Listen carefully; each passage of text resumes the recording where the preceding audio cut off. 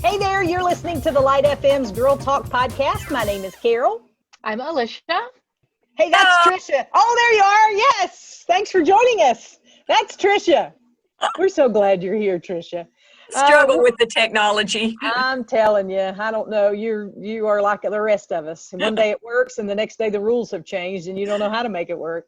Yep. And that is why we get together around these microphones to discuss things, not technology, because Alicia's the smart one when it comes to technology. So Tricia and I would just sit here and go, if you know, it was Go about mute. technology. But exactly. But today we're going to be discussing a topic that I think originated from correct me if I'm wrong, but I think one of the Christian music artists that we played, one of the groups of members of the group has kind of stepped away from the group and renounced his faith. And so what do you do when somebody you know or somebody you love walks away from their faith? And in the days that followed this announcement, I just sat back and watched social media and Christians at large, and there were such varied responses. Mm-hmm. It was a very well thought out and not just like I'm mad at God and so I'm not going to be a Christian, or kind of, it was very well thought out. I can't remember the way you described it, Alicia, but it was so beautiful how you put it. You said it was painfully hard to read. But yes, it was, because it was long, and he explained in detail that they had really been so thoughtful about it and why he didn't believe anymore. And it was heartbreaking because he grew up in the church. Was his dad a pastor? Yeah. So he had, he and his wife had to explain to their families that they no longer believe. And then I think of all of the listeners that, we tend to put people like that up on a pedestal of like, oh, they're perfect. They worship God. They get us to all, and then when they don't believe, who else is going to now say, okay, well, if they don't believe, well, oh my gosh, maybe I shouldn't believe either. Right. So it was just devastating to read. So sad. Yeah. But it started us kind of kicking around the idea. We've all known people in our lives and in our worlds that have walked away from their faith. People who don't believe anymore. And how do you handle that? And what is the best way to handle it? I will tell you, I've had two experiences that came to my mind when we started talking through this. One, a very close member of our family who kind of walked away from their faith and made some choices that we didn't agree with. But you never stop loving those people. I think that's the first place I start. In the days that followed, a lot of people showed up on social media and, bashed them and said, oh, well, you could tell from their songs they weren't really believers, and tried to pick apart some of their songs and that kind of thing. And I really wanted to, in a loving way, put my arm around some of those people and say, have you taken the time to get to know them? Because I think if you take the time to get to know people, 9 times out of 10, they will tell you what the place they're hurting is. They'll tell you where sometimes it's because of people like me that they've left the faith. I mean, let's just be honest. Somebody's hurt them intentionally or unintentionally, or said something that sounded harsh to them, or they've misunderstood something. And I think that we as believers need to be really, really careful about how we respond to people who've seemingly walked away from the faith. We don't have all the answers. There's only one person who did, and his name was Jesus. And you're not even a close second. I don't know if that's a surprise, but I'm not either. And I think when people kind of renounce their faith, honestly, I think we all go through a crisis of faith at some point in our walk. I was going to say, like, how close are any of us or anybody that's listening from, they say like we're one paycheck away from being homeless. Yeah. Like, how close are we to not believing? How deep truly is our faith that, like, I think, oh, there's nothing that could make me not believe, Yeah. But I don't know, maybe one day if I'm not in the right space, could there be something that happens and I would be like, I mean, I don't see that happening, but I think for a lot of people it could be that they're not deep enough to to, if they're in that crisis and someone could convict them the other way.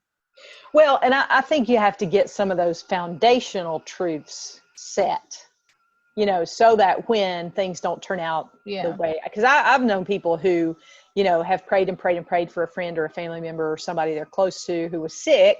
They didn't get better. And so they're like, I'm not doing this anymore because God didn't answer my prayer. Well, that's a problem in your theology, not in your God, you know? So I think there's a couple of different conversations. Tricia, you had something you want to share. I saw you kind of. Well, I was just thinking, you know, I hate to always turn it toward my own experience, but that's the only thing I can talk about. Yeah. But I remember when my mom died tragically in a car accident, and I'm thinking, wait a minute, what do I believe? How could a good God do this? We think we know what a good God should do, would do, what he would allow, what he won't allow. And then when something goes against that, it makes you stop. And like what you said, it's a crisis of faith. What do I believe? In my whole life, I would have told you, I grew up in a Christian home. I believe in God. I believe in heaven. I believe in the cross, the resurrection. I would have told you that. But when my mom died, I literally, for the first time in my whole life, this was 48 years old, I said to myself, where is my mom? Is there really a heaven? Because which she's is so somewhere. crazy to think that you would even think, like, that's what I'm kind of talking about, like that you with that background would even have that thought. It's because it had never been put to the test before. That is how God works in the horrible hard. Yeah. It grows you in a way that you've never had to grow before. And my faith now, in a year and a half, 2 years beyond that, is so much stronger because I had to wrestle. I had to figure out what I believe about God. When his plan goes against my plan, what then? Yeah. And And you don't get there until something hard happens. And it's a real wrestling. But it's, I have found for me, it's staying in the fight, stay in the wrestling match. Because when you walk away, it's different. But when you're there and you're, how? If you're real, how is this happening? Why is this happening? And God will respond. I found that he brings people, he brings things. For me, grief share was huge because it laid it out for me and said, God is bigger than me. And so when God's plan is different than my plan, I have to decide to say, yes, I believe in your plan is going to be the best plan ultimately. But anyway, it's the wrestling of it. And you just don't get there. But I think a lot of people are afraid to allow the wrestling. They're afraid to even allow the question, is there a God? Like when you said that, you were like, whoa, how could you even have come up with that in your background? I'm like, well, I know I'm a bad girl for having that thought. No, I think we can have that thought and it will strengthen your faith. Otherwise, it's shallow. It's too shallow to make it. But when we hear about someone famous, someone we put on a pedestal who's walked away from the faith, it makes us go, ooh, should we be walking away from that? Like, oh, I can't even read what he said because maybe I'll agree with it. Do you know what I mean? Yeah. But you got to stay in there and wrestle it. You got to wrestle it out. Well, and I think with that statement too, you have to be able to like listen to it or read it. And this is someone you've totally agreed with 100% up until today. And then you read this and you have to stay true to what you know and be able to say, no, I think that's not correct. I don't believe that in like what they're saying now. And you have to be firm in what you know is true and be able to separate. But then get to that next phase. And like, if it's someone you know, what do you do then? Someone you know that has said like, I don't believe anymore. I think you have to give them a safe place to bleed, honestly, because 9 times out of 10, the people that I've encountered that have walked away from their faith have a defining moment, a hurtful experience, you know, and for me to rush in with an answer, and for anybody to have rushed in with an answer in Tricia's case would have felt manufactured at best. She needed just a safe place to grieve and a safe place to bleed, and thank God for Grief Share. And the days that followed that, she's a smart girl. Most of the people that walk away from their faith, they're smart people, you know, but they need a safe place to heal. And I think that's what we want to rush in and provide answers when I think it's a process. I've seen people who've left the faith who have come back even stronger because of it. Well, and I've seen it where it's taken a long, like years and years. Yeah. Like someone that was hurt by their church and they left the church and they couldn't find a church that would accept them for, I mean, like a decade or more. And then finally I find out, okay, something clicked at a new church and, you know, but they never completely gave up the whole faith, but lost faith kind of in the biggest part of their life. And it took a lot of wrestling and I think someone had to be that person that opened the door in acceptance and say, yeah, you know, you're welcome. And then they kind of felt comfortable again. I have found myself using this phrase because people often are so far away from what Christ wanted us to be as believers and what Christ wanted us to be as the church. And I'm talking about the whole church, not your church or my church. I'm just talking about as a whole. I found myself saying, don't miss Jesus because of people. Because I think sometimes we can get our feelings hurt or people don't respond the way that we think they should. And we just give up on Jesus because of something that people have done, you know?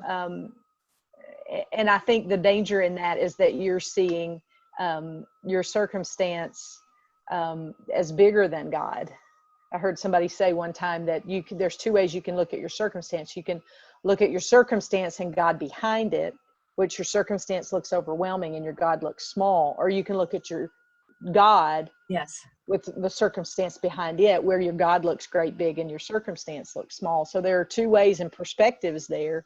But I think the first and foremost is we don't give people a place to heal or bleed or hurt. We just want to automatically make it all better, because sometimes in that questioning, we have to ask ourselves hard questions. Right. And we have to, like Tricia said, wrestle with it. I'm thinking of in James where it says, can count it all joy. There's no way you can count things joy. You know, I can't celebrate tragedies, but I can celebrate what they produce, because I think Tricia's a different person now than she was 2 years ago. And I can celebrate that because I see God using her in so many ways. Now I don't celebrate what happened to their family, of course not, but I can celebrate what God has used it to do in Tricia and through Tricia. And so it says, count it all joy, brothers, when you face various trials, for you know that the testing of your faith produces steadfastness, and let steadfastness have its full effect, that you may be perfect and complete, lacking in nothing. You know, we want to have the perfect and complete faith without suffering, and that's not the way it works. It's that tension that provides that growth in there. And we can all point back to those times where we've really had to say, either this is the biggest lie ever, or this is true, and I'm going to live my life.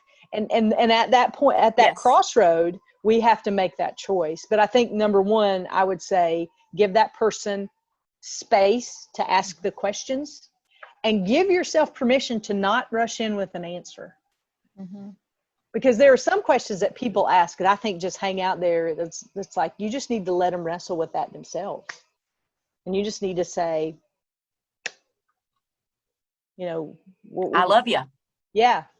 And it's like going back to our last podcast, don't judge them.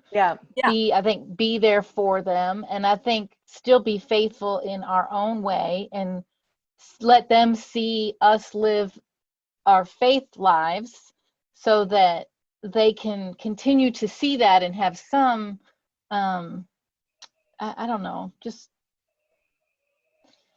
I don't know what I'm trying to say, except that, like, we have to not forget about them. Yeah, and still right. continue to reach out to them, but So, give them the yeah. space they need.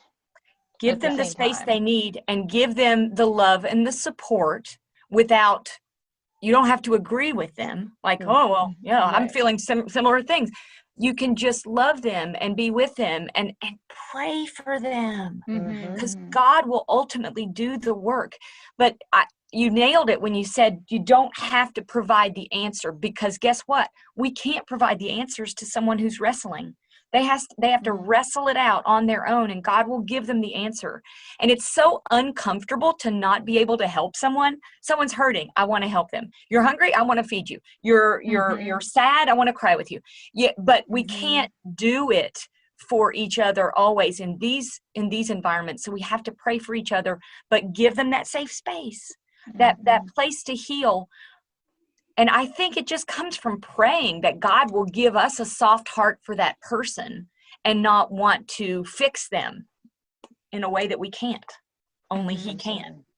Absolutely. Absolutely. I think it's all easy for us to sit back and say, if I was in that situation, I would respond this way, when that is not true, because you don't know how you would respond until you're in that situation. And so I think we said this in the last podcast too, there, but for the grace of God go I. We all could be in that situation and faced with a choice of which way to go.